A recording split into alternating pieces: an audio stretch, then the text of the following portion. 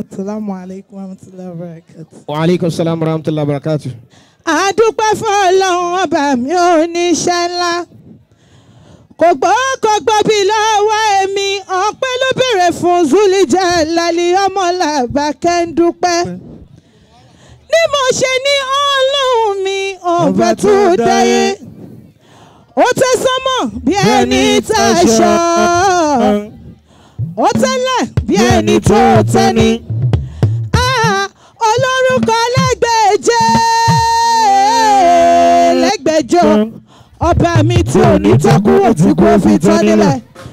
Òkìkí òkìkí ọ̀kàkàkà òkìkí wọn láyà wàràwà àgbàní ẹgbẹ́ ńlá tó ṣìbọlé ayé pẹ̀tẹ́.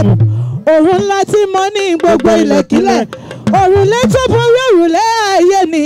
Ọba apani, ọba jíni, ọba ńlá ni, ọba ṣe ni, ọba fúnni tó ti lè gbà lọ́wọ́ ẹni ni. Àtúnkí, àdùnkí, ọba alákìkí tán, ọba alákìkí tán.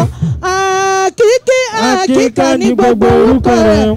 Àtọ̀yàn, yàn. Títàn ìmọ́lẹ̀ kárí ayé, títàn ìmọ́lẹ̀ kárí gbogbo ayé káyè.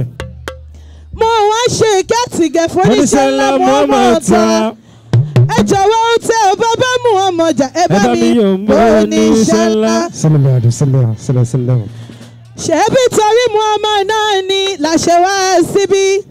Àní tí ó bàbá Muhammad jà ẹ bá mi oníṣẹ́ ńlá. Sallallahu alayhi wa sallam.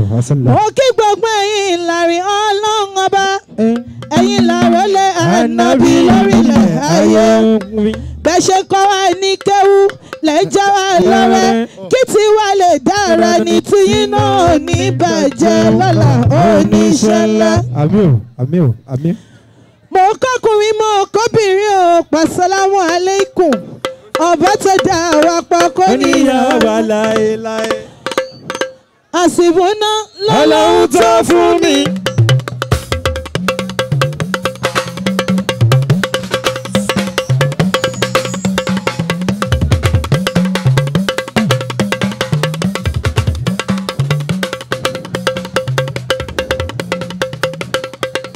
Mo kọ́ nílé mo kálẹ́jọ mo kí bàbá mi dáadáa.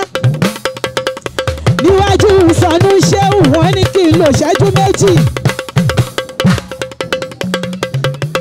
Bàbá mi ló iná mọ́.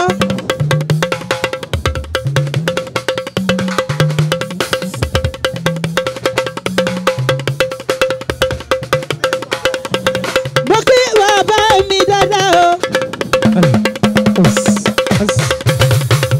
Sheikh Usman Sànú Ṣéhù Ali Adabi. Adamalaba yàtọ̀. Mo fásírà àgbà gbogbo ìlú Ìlọrin. Ṣéwù.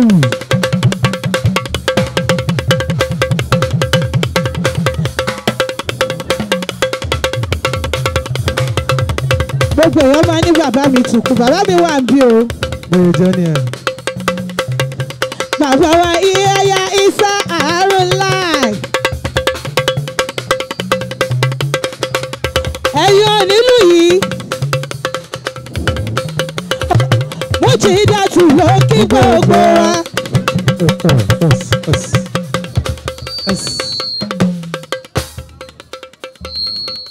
Mujidatu ló kí gbogbo wa.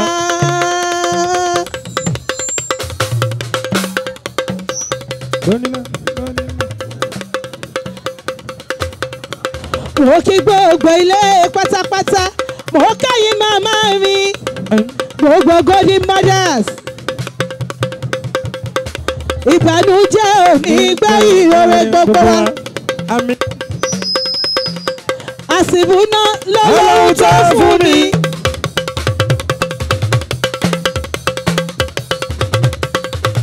Àsìbúná lọ́lọ́run tó fún mi. Àfà Ibrahim boyfriend Mujidatu. Nígbà ní mo làwọn nímọ̀. Àsìbúná lọ́lọ́run tó fún mi. Ọmọ Ànábì. Àsìbúná lọ́lọ́run tó fún mi. Àfọwọ́bí láìsẹ̀ òfin ti ẹ̀ ṣe. Ní mọ́nà sí irú.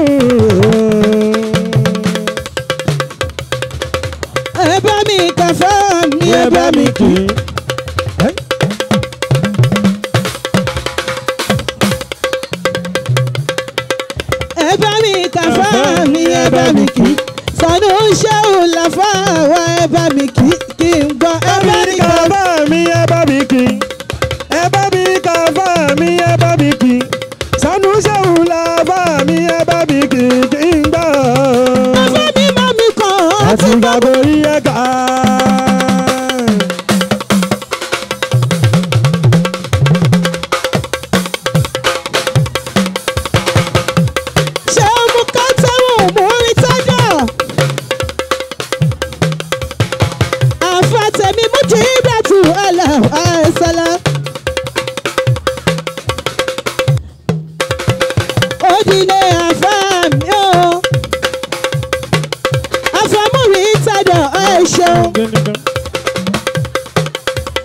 Àfijọ́ alálùfáà tí fáwọ́ ìtẹ́ kírun ni ìbànújẹ́ òní kan yín lọ́la oníṣẹ́ ńlá. Àfàmúrí tàdọ̀ ó ṣeun. Owó yìí ò ní tán, aláyìí ò ní tán. Ṣé múrí tàdọ̀? Wúrú jí yín ò ní ìwọ mi lọ́la oníṣẹ́ ńlá. Ìlàlẹ́ ọmọ ìṣọ̀ ọlọ́rẹ́kùn. Gbogbo Golden Mothers pátápátá ní ìmọ̀kí. Golden Mothers.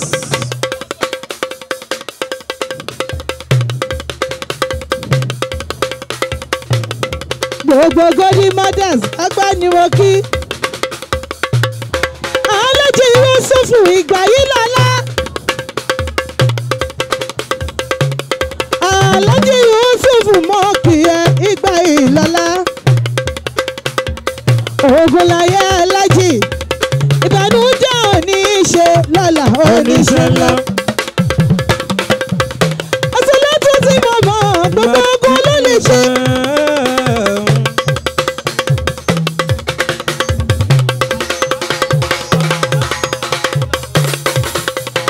Alájì Buhaya ìbànújẹ́ òní ṣe lọ́la oníṣẹ́ ńlá. Ọba tó dá wa pọ̀pọ̀ níyàwó. Alájí Yusufu ìgbà yìí lọ́lá. Alájí Yusufu ohun tó kó bùnmí kó. Àbọ̀ ní bùnmí mọ́. Ìgbà yìí lọ́lá. Àbọ̀ ńlá nìkan. Àmì o. Àwọn aláṣọ ìwé. Àmì o. Alájí Yusufu gbogbo Golden Mothers ẹ ṣé àìdúpẹ́. Látòrí mama bẹ́ẹ̀ kẹ́tù. Ìyọnu jẹ́ òní ṣe lọ́la oníṣẹ́ ńlá. Ó yá wọ́n bí láyé tá a fi gbìn káírá. Sàmì àdúrà ọlọ́run já ṣe kò já òrò.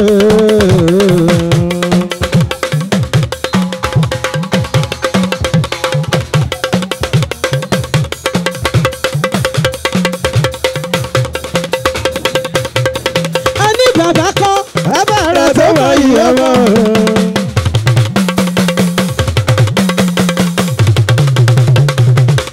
Ìsáyàrú ńlá. Bàbá rẹ̀ tó wà yìí ọmọ. Ó yá nítorí bàbá wa Ìsá. Yàbá ọmọ yà wà líhù láìka òzùlì wàrà. Yàbàrà máa yá yóò là gáàsù ní wàrà. Yàbá ọmọ yà wà líhù láìka òzùlì wàrà. Yàbàrà máa yá wà yóò là gáàsù ní wàrà. Oríire ilé ayé ṣéwù bàrà mọ́. Yàbàrà máa yá yóò là gáàsù ní wàrà. Kọ́lá ọ̀ṣẹ́ gbogbo Tìjání. Yàbàrà máa yá wà yóò là gáàsù ní wàrà. Yàbá ọmọ yà wà líhù láìka òzùlì wàrà. Yàbàrà máa yá wà yóò là gáàsù ní wàrà. ẹ wálé àtàmúdìdá. Ẹ tẹ̀ mọ́lẹ̀. ókè ẹgbẹ́sẹ̀ mi. alájì ìgbà yìí lọ́lọ́ yẹ wá. Ẹ wá. ọyẹ wá ẹ máa bọ̀ wá. ẹ máa bọ̀ ẹ jẹ́ Ayé máa bọ̀. ṣé mọ̀ torí pé bàbá wa oníwàásí mọ̀ fẹ́ àbá tọ́ka àbá tọ́ka.